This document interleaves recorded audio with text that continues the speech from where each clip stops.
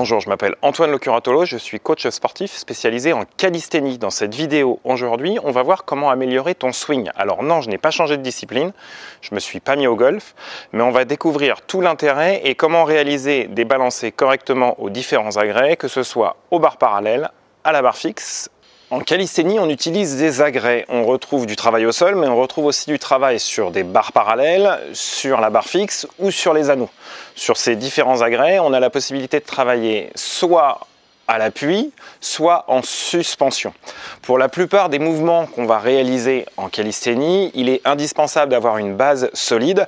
La base solide, elle passe par une bonne stabilité et une bonne mobilité, et c'est un gage de sécurité pour limiter les risques de blessures, et c'est aussi une bonne base de travail qui va te permettre par la suite de progresser sur des figures de plus en plus complexes et d'améliorer tes performances.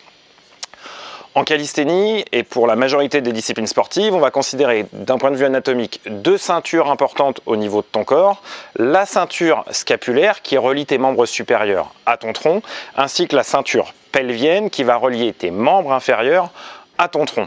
Les deux articulations les plus mobiles du corps sont les épaules, qui est en fait un complexe qui regroupe plusieurs articulations, et l'articulation des hanches. Il est indispensable en calisthénie, pour le bien de ta pratique, que tu apprennes à solliciter ces deux articulations principales dans de bonnes conditions, à la fois en stabilité, en mobilité.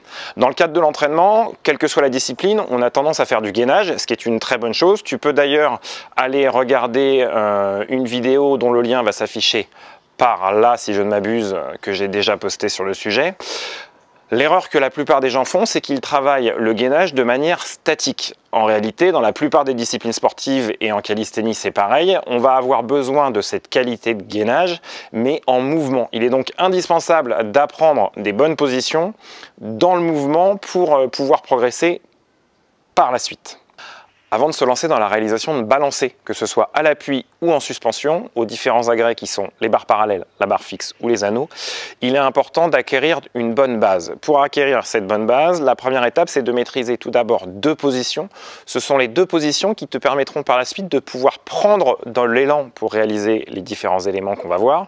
La première position, c'est la position Superman en extension au sol, que l'on va retrouver à l'appui aux barres parallèles, mais en suspension à la barre fixe.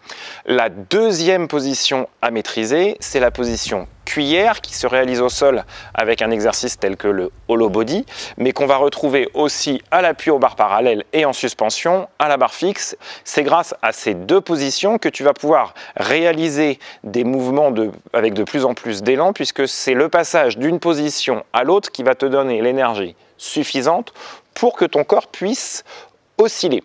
En parallèle de l'apprentissage de ces deux positions de base qui sont l'extension et la fermeture, pour pouvoir pratiquer en toute sécurité et acquérir la force nécessaire, surtout si tu débutes en calisthénie, je t'invite à regarder les vidéos que j'ai postées sur le sujet. La première porte sur le renforcement de la position d'appui, notamment aux barres parallèles.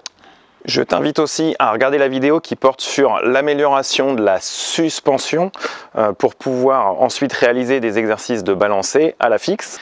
Maîtrisant maintenant les positions d'extension, de fermeture, mais aussi après avoir réalisé un travail suffisant de renforcement en appui et en suspension, il va être intéressant de commencer à aborder le mouvement de keeping qui te permet de passer d'une position de fermeture à une position d'extension et inversement, pour pouvoir à terme prendre de plus en plus d'élan, que ce soit à l'appui ou en suspension, et réaliser des balancés. En calisthénie, il y a deux catégories de balancés. La première sur laquelle on va s'intéresser, ce sont les balancés à l'appui qu'on peut réaliser aux barres parallèles. Mais avant d'intégrer ce type d'exercice dans des entraînements, il y a quand même quelques règles de sécurité à respecter. La première, ça va être de vérifier ton matériel. Pour cela, je te conseille d'utiliser des barres parallèles qui sont monoblocs. Moi, j'en ai acquis en ligne pour environ 150 €. Je te déconseille d'utiliser des barres à dips indépendantes. Pourquoi ? Lorsque tu vas balancer, le risque, c'est que les barres s'écartent et que tu bascules et c'est direct la chute et un passage aux urgences à l'hôpital. La plupart des salles de sport aujourd'hui ont souvent des espaces de street workout et donc tu vas avoir la possibilité d'utiliser des barres parallèles à l'intérieur de ce type de structure. Sinon en extérieur, dans quasiment toutes les municipalités, il y a désormais des parcs de street workout avec des barres parallèles qui seront tout à fait adaptées à la pratique. Une deuxième règle de sécurité au niveau des barres parallèles, c'est de toujours verrouiller tes pouces. En effet, le risque en absence de verrouillage avec ton pouce, c'est de glisser et de partir directement en chute. Au niveau des balancés aux barres parallèles, la première étape, ça va être d'apprendre à osciller d'avant en arrière en conservant le corps à plat dans une position neutre avec un alignement du tronc et des jambes, fesses et abdominaux serrés en tendant tes pointes de pied. Puis tu pourras prendre de plus en plus d'élan et de te familiariser avec ce mouvement de bascule d'avant en arrière sans chuter.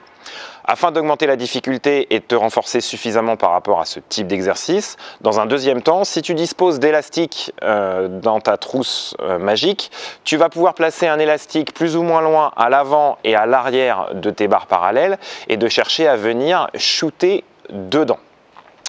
Puis tu vas pouvoir découvrir le balancé aux barres parallèles normal avec grande amplitude. Lorsque tu es vers l'avant, vers ton balancé avant, la position correcte c'est d'avoir les épaules ouvertes, de chercher à sortir la poitrine. Tu vas garder ton corps légèrement en gainage de fermeture et tu vas fixer ton regard sur tes pointes de pied. Bien entendu, on fera attention à garder ses coudes verrouillés, ses bras tendus et les pouces sous la barre pour éviter de glisser. Quand tu es en balancé arrière, là tu vas continuer de conserver le regard loin devant, tu vas pousser sur tes barres pour te grandir au maximum au niveau de tes épaules et tu vas chercher, tout en gardant ton bassin verrouillé, c'est-à-dire avec les fessiers et les abdominaux serrés, à tirer tes talons vers l'arrière. Si tu commences à être à l'aise avec les mouvements de balancé, tu as tout à fait la possibilité d'augmenter l'amplitude et dans ce cas-là, tu vas chercher vers l'arrière à tirer les talons de plus en plus fort pour pouvoir monter à une position d'appui tendu renversé, c'est-à-dire à l'équilibre. Néanmoins, tu feras attention à la sécurité, c'est-à-dire la hauteur sous plafond et de limiter les risques de chute. La deuxième catégorie de balancés que tu vas pouvoir réaliser en calisthénie, ce sont des balancés en suspension et notamment à la barre fixe. Là aussi, avant de commencer et d'intégrer ce type d'exercice dans ta pratique, pour des questions de sécurité, je t'invite à vérifier ton matériel. Il va falloir dans un premier temps utiliser du matériel adapté. La plupart des salles de sport ont aujourd'hui des espaces de cross-training avec des barres de traction qui vont être suffisamment hautes pour pratiquer ce type d'exercice. Sinon, dans la plupart des municipalités, tu vas là aussi pouvoir trouver des parcs de street workout avec des barres de traction suffisamment hautes qui vont te permettre de pouvoir réaliser des balancés en suspension complètement dans le vide. La première étape au niveau sécurité sur ce type de matériel, ça va être de vérifier que ça tient. Pour ma part, j'ai acquis en ligne un portique qui coûte environ 150 € et j'ai intégré des vis de fixation dans la terre qui sont à la base utilisées pour les portiques, tels que les portiques pour les enfants avec des balançoires, ce qui me permet de pratiquer en toute sécurité et d'éviter que mon portique bascule. Je n'ai pas envie de passer par les urgences à l'hôpital. Je te déconseille fortement d'utiliser ce type d'exercice, même si tu avais la hauteur, avec des barres de traction que tu vas par exemple pouvoir visser dans l'encadrement d'une porte. Sinon, tu as énormément de chances que le système se dévisse et direct la chute. Comme pour les barres parallèles à la barre fixe, gage de sécurité, tu penseras bien à verrouiller tes pouces sous la barre afin de limiter les risques de chute. Afin de préserver tes mains, tu peux aussi acheter des maniques. Je t'invite à bien vérifier la taille en fonction de tes paumes de main dans le descriptif des maniques que tu pourrais trouver, qu'elles soient avec ou sans bourrelet, à deux ou à 3 doigts. Afin de réaliser un balancé à la barre fixe en suspension correctement, voici la technique. On va partir de la position arrière. Lorsque tu es en position haute à l'arrière, tu es en fait en gainage de fermeture, c'est-à-dire que tu as le corps légèrement en fermeture avec tes abdominaux et tes fessiers contractés tout en poussant sur la barre. Puis dans la descente, tu vas relâcher progressivement pour qu'à la verticale basse, tu puisses passer en gainage d'extension, c'est-à-dire toujours les fesses et les abdominaux serrés, mais les talons tirés vers l'arrière. Et lorsque tu vas passer vers l'avant, à peu près à 45 degrés, c'est à ce moment-là où tu vas shooter avec tes pointes de pied, ce qui va te permettre de donner de l'élan et de t'élever encore plus haut et de te retrouver à nouveau vers l'avant en gainage de fermeture avec le bassin en rétroversion et le regard sur tes pointes de pied tendues. Ça, c'est pour le balancer de l'arrière vers l'avant. Maintenant, lorsque tu vas redescendre pour le balancer arrière, c'est exactement l'inverse. Tu vas démarrer en gainage de fermeture avec le regard sur tes pointes de pied en position haute vers l'avant. Tu vas laisser descendre ton corps. Lorsque tu vas arriver en passage de verticale basse, tu vas relâcher pour passer en position d'extension et tirer tes talons vers l'arrière, ce qui va te donner de l'élan et te permettre de monter encore plus haut vers l'arrière. Et sur la fin du mouvement à l'arrière, tu te replaces en gainage de fermeture. En fait, c'est ce passage de gainage de fermeture à gainage d'extension qui va te donner l'élan suffisant pour pouvoir progresser et monter de plus en plus haut, aussi bien à l'avant qu'à l'arrière en balancé. Comme pour les barres parallèles, tu as la possibilité de te renforcer en balancé à la barre fixe en passant soit autour de ton support une bande élastique suffisamment souple, soit en l'accrochant, et je te conseille d'avoir un mousqueton sous la main, autour des poteaux de ta barre fixe, de passer tes jambes à l'intérieur de l'élastique en suspension et de réaliser des balancés de faible oscillation, mais en cherchant à pousser à la fois en arrière et en avant contre l'élastique. Lorsque tu réalises des mouvements d'élan en calisthénie, que ce soit aux barres parallèles, à la barre fixe, voire même aux anneaux dans ta progression, tu as la possibilité d'utiliser une poudre blanche qu'on appelle de manière abusive dans le milieu sportif de la magnésie, qui est en fait de la magnésie blanche. C'est une poudre de carbonate de magnésium qui a pour fonction de dessécher et d'agripper. Un des principaux défauts qu'on a lorsqu'on réalise des balancés, c'est d'avoir du mal à garder l'alignement des jambes serrées et tendues. Du coup, pour progresser à ce niveau-là, je te propose un atelier très simple, c'est de prendre soit une sacoche, une pochette ou éventuellement une brique de yoga que tu vas avoir la possibilité de placer soit entre tes genoux, soit entre tes chevilles et de réussir à balancer tout en conservant l'objet coincé entre tes jambes.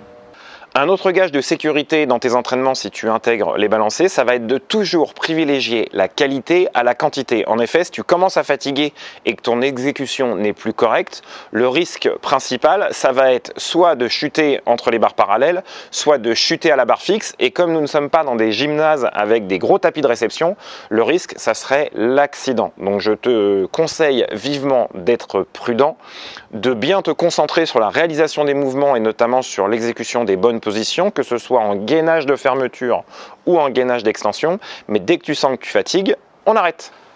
On vient de voir les deux grandes familles de balancés qui sont à l'appui aux barres parallèles ou en suspension à la barre fixe. Une question se pose maintenant, c'est comment les intégrer dans tes entraînements? Eh bien, tu as plusieurs possibilités. La première, c'est de les intégrer en fin d'échauffement. Ça va te servir d'échauffement spécifique à l'agrès, aux barres parallèles ou à la barre fixe avant d'avoir un travail de renforcement ou un travail technique sur d'autres éléments. La deuxième possibilité que tu as, c'est d'intégrer dans tes séries en pré ou en post-fatigue, c'est-à-dire avant ou après l'exercice de force que tu souhaites réaliser, une série de balancés. Tu peux très bien coupler des balancés aux barres parallèles à l'appui avant ou après un travail de dips et dans la barre fixe, tu peux très bien, par exemple, placer avant ou après une série de tractions, quelques balancés pour améliorer tes qualités physiques, notamment en termes de stabilité sur ces deux types de mouvements. Tu viens de voir dans cette vidéo qu'il est intéressant d'intégrer le travail de balancé dans ta pratique en calisthénie. J'espère que cette vidéo t'a plu. Si c'est le cas, n'hésite pas, laisse-moi un pouce et ça fait toujours plaisir. Si tu as la moindre question, tu peux la laisser dans les commentaires sous la vidéo et j'y répondrai. Et j'ai plus qu'à te souhaiter de bonnes courbatures. On se retrouve pour une prochaine vidéo. Ciao, bye bye.